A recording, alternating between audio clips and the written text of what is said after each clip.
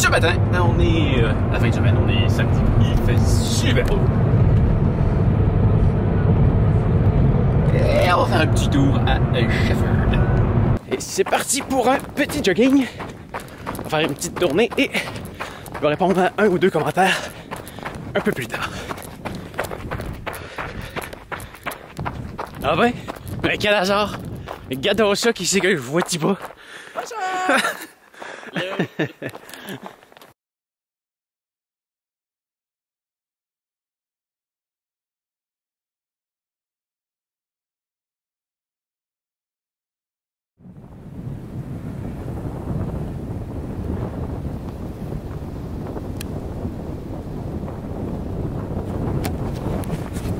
Il y a une tempête qui s'en vient.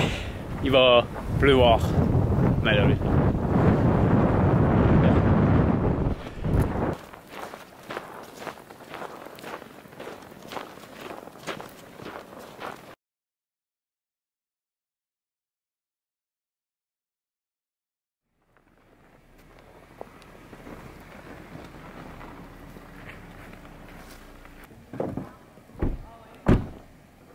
Ça commence bien une journée, ça. Un petit 2 km écart de course, plus un autre 5 km de marche en montagne. Et on va terminer la vidéo en répondant à une question de Dalardan. Dalardan, c'est bien ça.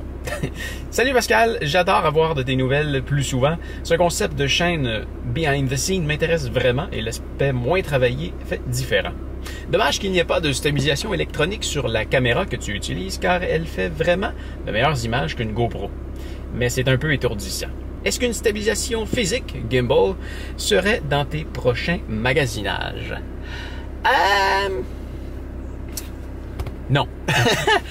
J'ai déjà eu un stabilisateur et le gros problème qu'il y a avec un stabilisateur, c'est que ça prend de la place.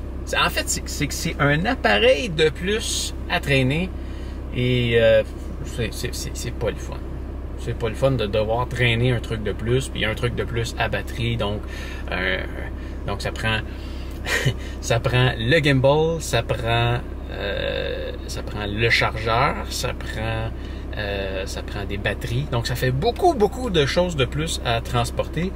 Et si on y va par exemple dans ce cas-ci pour cette chaîne-ci, mon but c'est toujours d'être le plus léger possible, donc le plus gros que je veux trimballer c'est cette petite caméra-là qui est grosse comme ça et au maximum un petit trépied.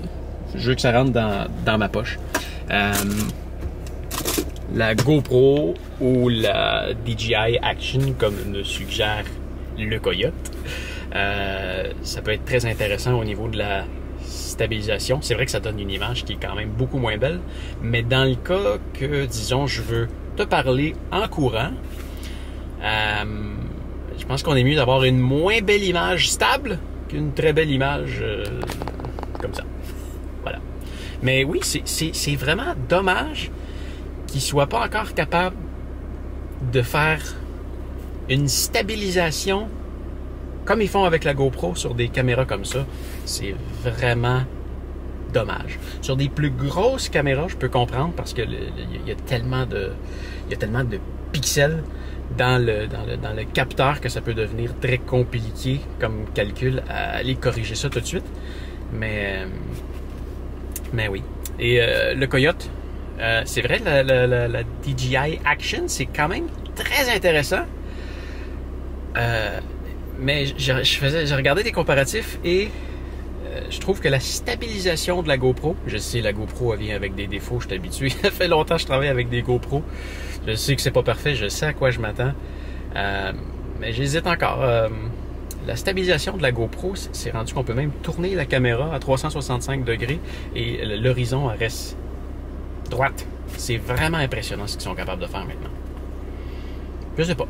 Je commanderai pas ça dans les prochaines semaines. J'ai le temps d'y réfléchir. Et sur ce, ça fait le tour pour aujourd'hui. Salut!